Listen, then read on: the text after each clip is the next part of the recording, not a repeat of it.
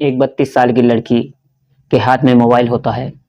काफ़ी देर तक मोबाइल चला रही थी और उसकी छोटी बहन, जिसकी उम्र लगभग 16 साल होती है, वो अपनी बड़ी बहन के पास आती है और कहती है, बहन मुझे अब मोबाइल दे दो, आप काफ़ी देर से मोबाइल को चला रही हो।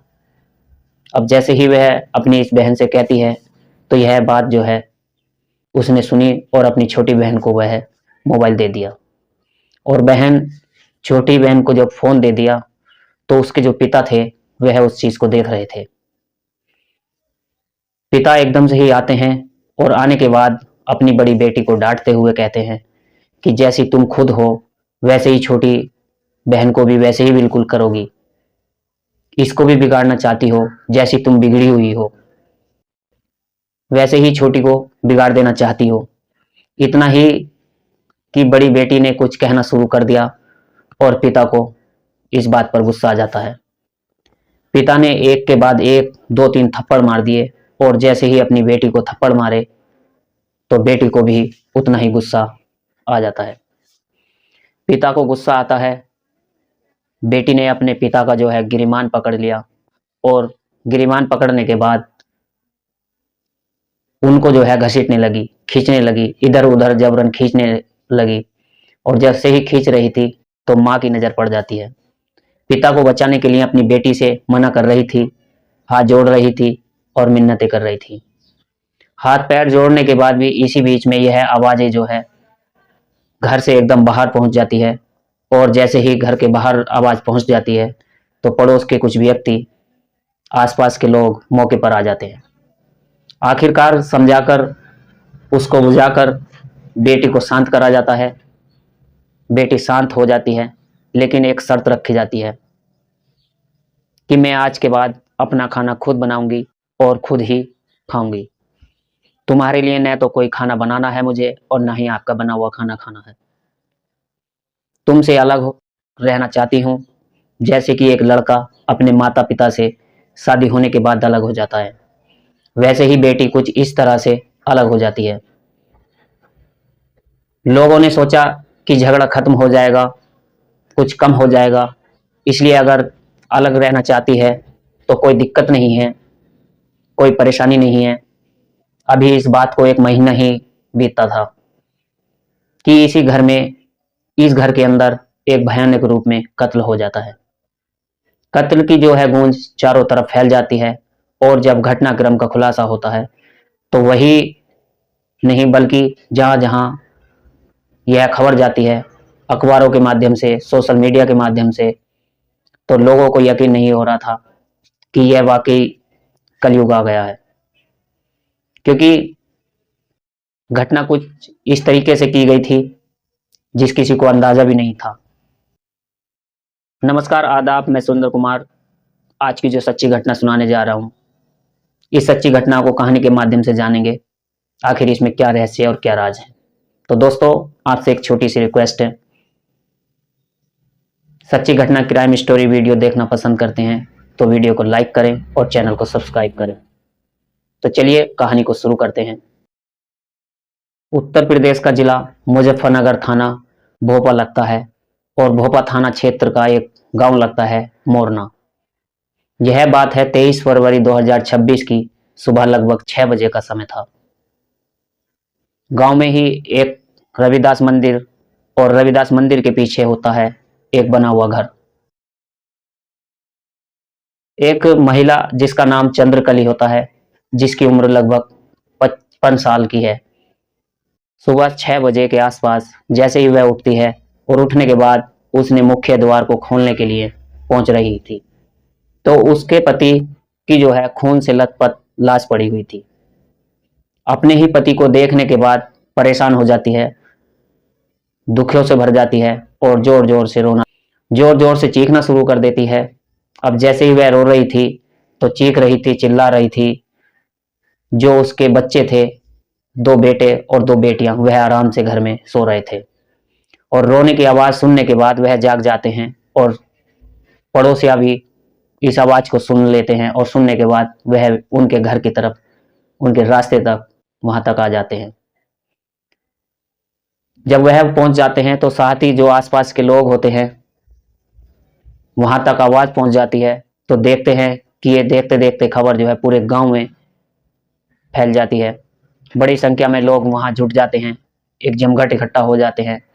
आखिरकार देखते हैं क्या कि जो किसान है जिसकी उम्र लगभग 58 साल के आसपास थी और उसका नाम था राम प्रसाद।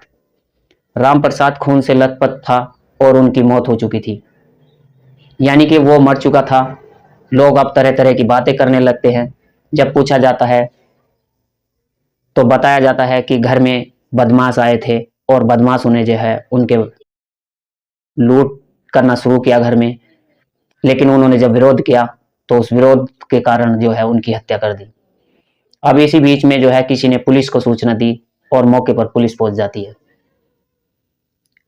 एसपी देहात, आईपीएस आदित्य बंसल, सीओ देव व्रत वाजपेयी और एसओ जसवीर सिंह पूरी भारी पुलिस टीम के साथ पहुंच जाते हैं और फॉरेंसिक टीम भी आ जाती है।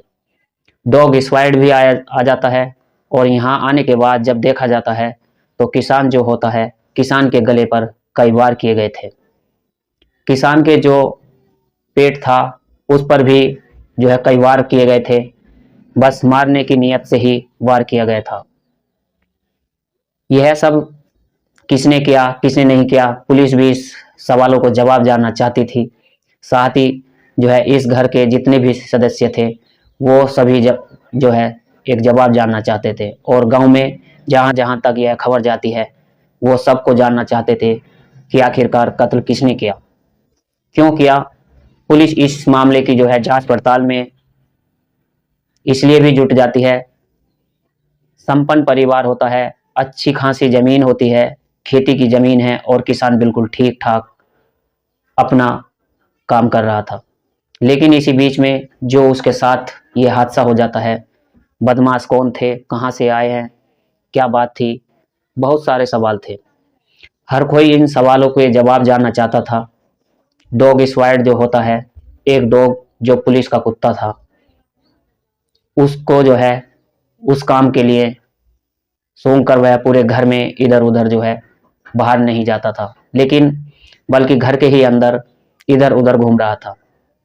कभी घर के अंदर कभी बाहर। जो फॉरेंसिक टीम होती है, फॉरेंसिक टीम भी अपनी जो है तरफ से तमाम प्रयास कर रही थी। जहां बुजुर्ग किसान सोया हुआ था उसी किसान के पास में एक चारपाई थी, वहीं पर जो है बाल पड़े हुए थे। बालों की लंबाई थोड़ी ज्यादा होती है और बालों पर जब देखा जाता है तो उस पर खून लगा हुआ था।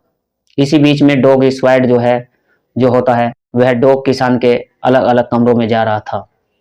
इसी बीच में वह भूसे से भरा हुआ जो कमरा था वहां पर जाता है और डॉग ने अपने हाथ से पैरों से जो इस्तेमाल किए गए उसके बाद भूसे को बचाया और पोटली थी उस भूसे के अंदर छिपी हुई, आखिरकार उस पोटली को जो है बाहर निकाल लिया जाता है। जब वो पोटली बाहर निकलती है तब पुलिस ने यह घर के हर एक सदस्य को बातचीत करना शुरू कर दिया। जो घर का मुखिया है जिसका नाम था राम प्रसाद, उसकी जो मौत हो चुकी है, उसकी पत्नी जिनकी उम्र 55 साल और नाम है चंद्रकला, बड़ा बेटा जिसका नाम अमित जिसकी उम्र 32 साल है और एक बेटी जिसका नाम कोमल है, उसकी उम्र लगभग 31 साल के आसपास है और वो 5वीं तक पढ़ी लिखी है। एक बेटी जो 11वीं कक्षा में पढ़ रही है और एक बेटा होता है जिसका नाम सुमित है, जिसकी उम्र लगभग 13 साल के आसपास होती है। 2 बेटियां बड़ी हैं। जो सबसे बड़ी बेटियां हैं उन दोनों बेटियों की शादी हो चुकी है। एक ने लव मैरिज की थी, दूसरी परिवार की मर्जी से। पुलिस इस घर के अंदर लगभग 2 घंटे तक रहती है और 2 घंटे तक रहने के बाद हर एक पहलू को, हर एक चीज को तलाशने की कोशिश कर रही थी। इसी बीच में पुलिस ने डॉग स्क्वाड की मदद से यह पता करा कि यहाँ जो हत्या हुई है, इस हत्या को कोई बदमाशों ने आने की हत्या नहीं की है। घर का जैसा सामान था वैसे ही सामान पड़ा हुआ है, यानी कि न तो कोई लूट हुई और न ही कोई डकैती की कोशिश हुई। लेकिन जब किसान की हत्या हो रही थी तो काफी जो बाकी के सदस्य थे वो क्या कर रहे थे। बाकी सदस्यों से पूछा जाता है, उनसे कहा जाता है कि चलो आप थाने चलो, वहीं चलकर बातचीत करते हैं। तो दो बेटे हैं और एक बेटा 32 साल का, दूसरा बेटा है 13 साल का और दो बेटियां हैं। एक बेटी 16 साल की होती है और एक दूसरी बेटी 31 साल की। आसपास की रही होगी इन चारों के जो है। उनकी माँ को जब थाने लाया जाता है तो उनसे बातचीत की जाती है। तो पुलिस ने जांच पड़ताल करना शुरू किया तो घर के 3 सदस्य ऐसे होते हैं जिनकी बातचीत एक जैसी थी, एक ही तरह के बयान थे, बार बार एक तरह के बयान दे रहे थे। लेकिन जो बेटियां होती हैं उन बेटियों के बयान अलग अलग तरह के थे। एक बेटी 16 साल की होती है, एक 31 साल की होती है। जब इनके बयान अलग अलग हो रहे थे, इसी बीच में पुलिस वालों ने कहा, एक सवाल किया, जो छोटी बेटी है उसके हाथ में चोट लगी हुई थी कि बेटा तुम्हारे हाथ में चोट कैसे लगी है। तो उसने कहा कि मैं बैल बोगी पर जा रही थी और उस पे से गिरने के बाद यह चोट लगी है। बड़ी वाली जो बेटी है उसके हिस्से में कुछ ऐसा लगा हुआ था जैसे निशान था, कुछ ज़्यादा ही चोट का निशान था। उससे पूछा जाता है कि बेटा क्या हुआ, तुम्हारे कैसे चोट लगी है।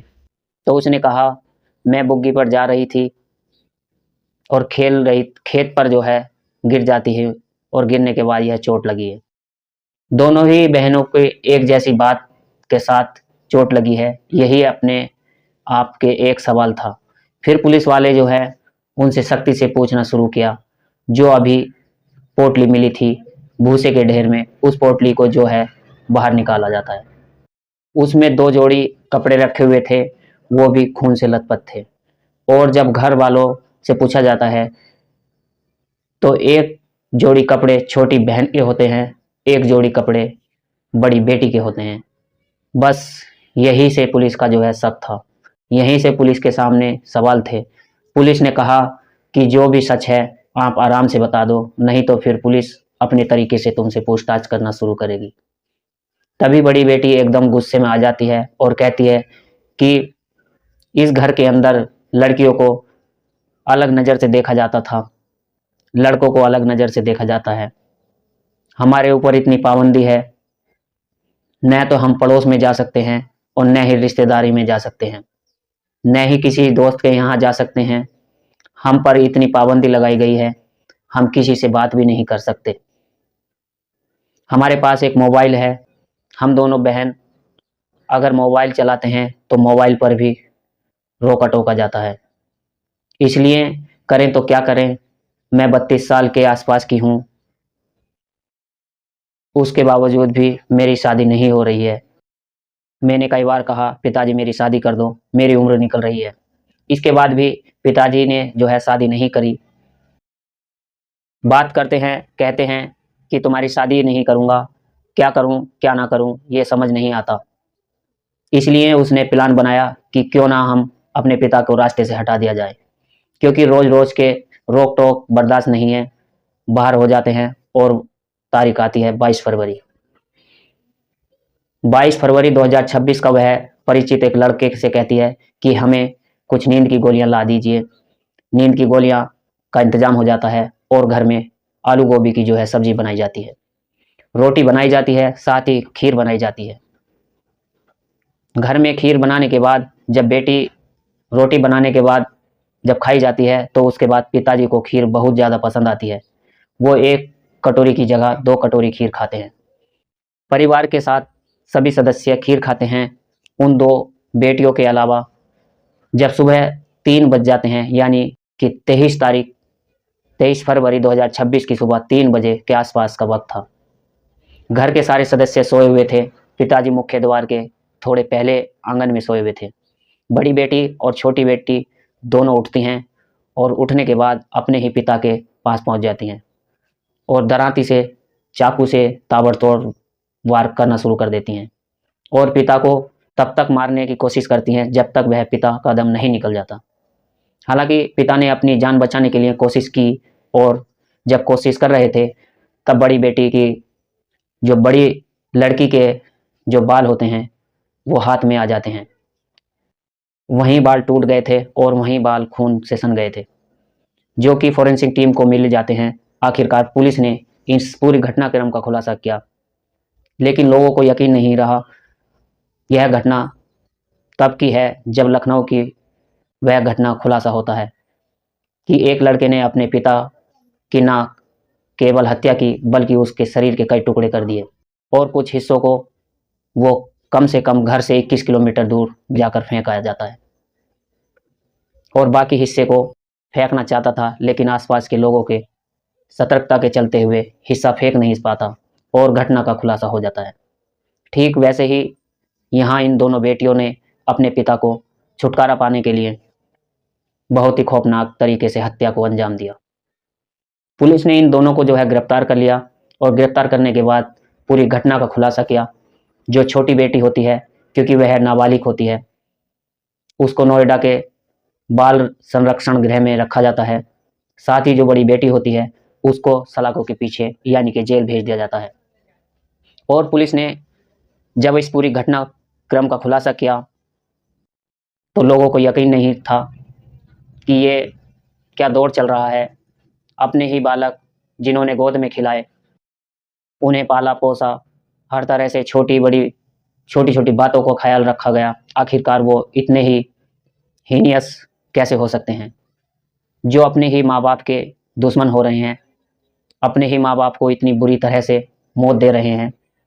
परिवार वालों को ना इस बात पर बल्कि भी यही नहीं हो रहा था कि बेटियां इस तरह की घटना को अंजाम दे सकती हैं, और पूरे गांव को भी इस बात पर जो है बिल्कुल भी यकीन नहीं हो रहा था कि इन दोनों बेटियां इतना खौफनाक तरीके से कत्ल को अंजाम दिया।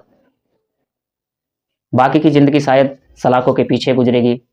जो शादी का वो ख्वाब देख रही थी वो शायद कभी पूरा भी नहीं होगा, क्योंकि वो बड़ी थी, समझदार थी। वह चाहती थी तो अपनी बहन को समझाकर सबको जो है सब चीज़ से रोकथाम कर सकती थी।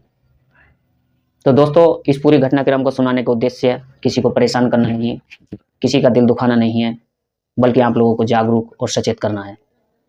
और जाते जाते आपको बताना है कि बच्चों पर नज़र रखनी चाहिए, लेकिन उन्हें इतना भी ज़्यादा परेशान नहीं करना चाहिए कि चिड़चिड़ा नहीं करना चाहिए कि कत्ल की भी नौबत आ जाए। जाते जाते कुछ दोस्तों ने नाम लेने की अपील की थी हमसे संपर्क करके, जो कि मुरादाबाद से हैं सौरभ, रिंकू, और देहरादून से हैं दीपक, अभिषेक और राधेश्याम, और यूपी से ही हैं नरेश सिंह। आप सब लोग अपना ख्याल रखें, सुरक्षित रहें। जय हिंद, जय भारत।